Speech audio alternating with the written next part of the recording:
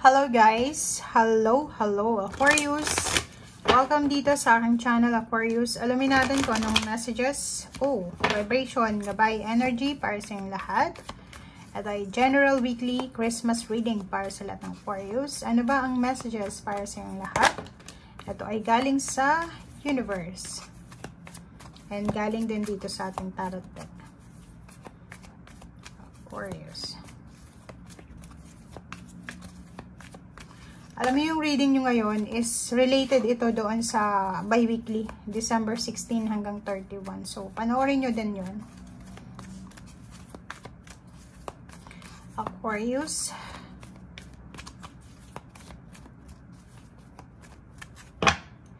Walang lumabas, pero mayroon ditong gustong lumabas. Okay.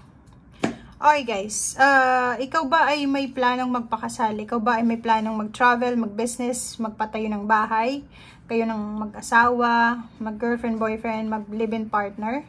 Kaso lang hindi nyo nabibigyan ng focus or hindi kayo makapag-ipon. Kasi unang-una, nasa financial problems kayo, poverty, ang dami-daming issues dito regarding money, and imprisonment, pwedeng ikaw ay nasa contract na sobrang higpit.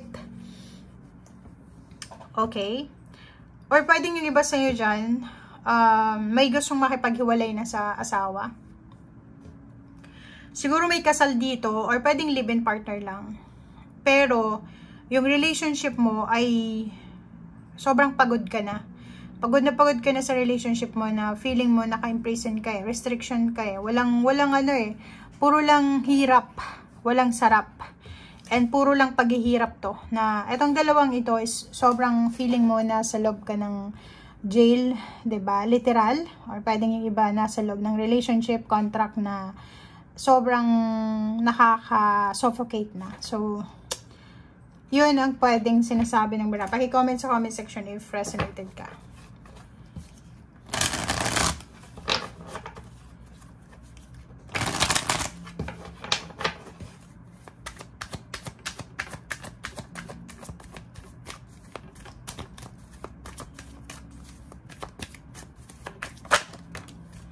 Okay.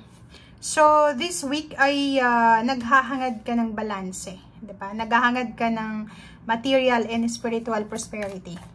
So, nakikita natin dito na lahat ng paraan para kumita ng pera, makaalis ka sa situation mo sa pera, ay gagawin mo. Diba? 6 and 5. Andito ka sa financial and material na problema. So, ito ay 5 of coins.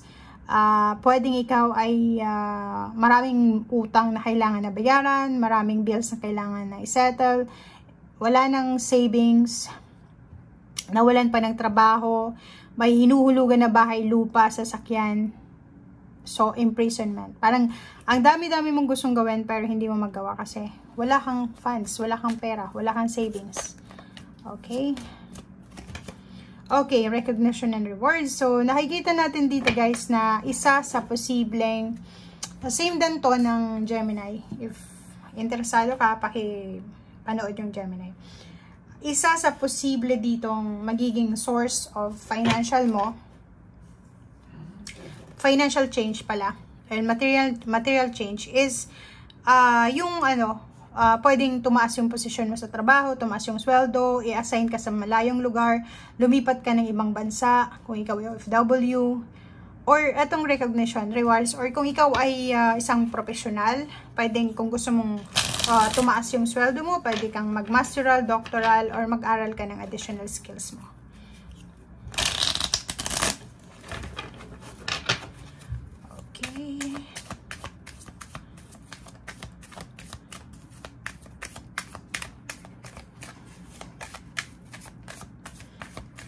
Aquarius.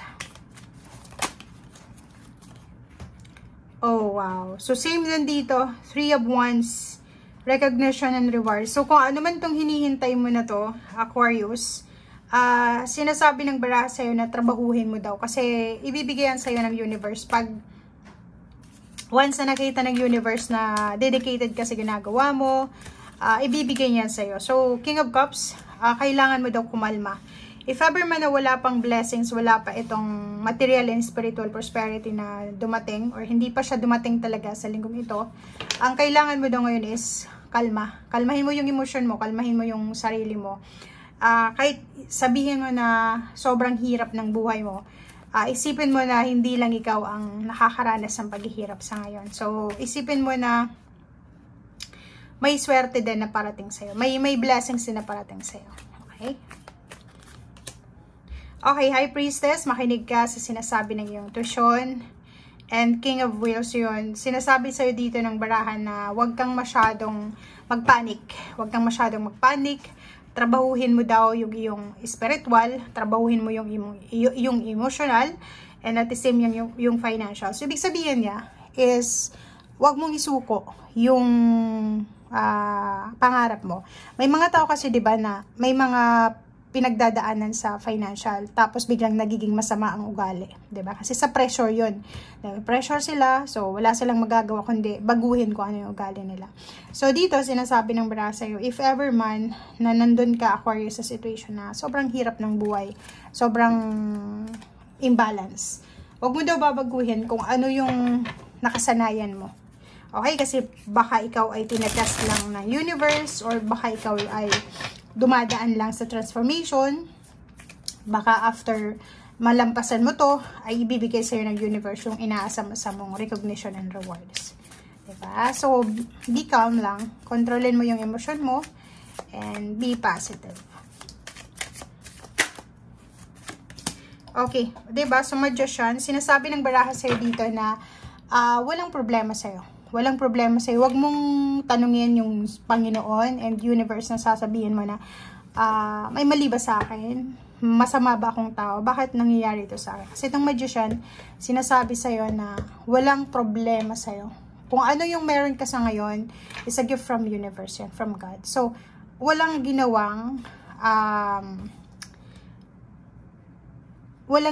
tao ang Panginoon na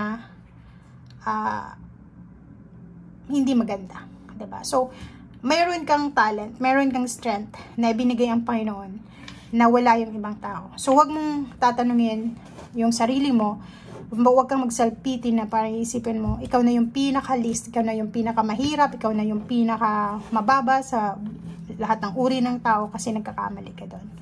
Okay? Ace of Swords, ilaban mo yung pangarap mo kasi baka hindi mo na mamamalayan, in few days, makakatanggap ka ng isang magandang balita na pwedeng magbigay sa'yo ng new beginnings, lalo na sa usaping pera and emotional. So, wag mong isuko. In Chariot, diba? Sinasabi ng baraha, laban lang, lumaban ka lang, ilaban mo lang kung ano yung alam mo na deserve mo.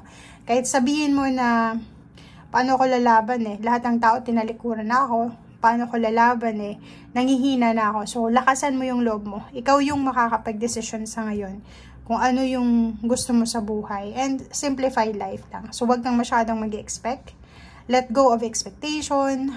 Open your heart, your mind para sa mga new beginnings, sa mga pagbabago. Tanggapin mo lahat. Diba? Acceptance. Thank you guys and see you again. Bye!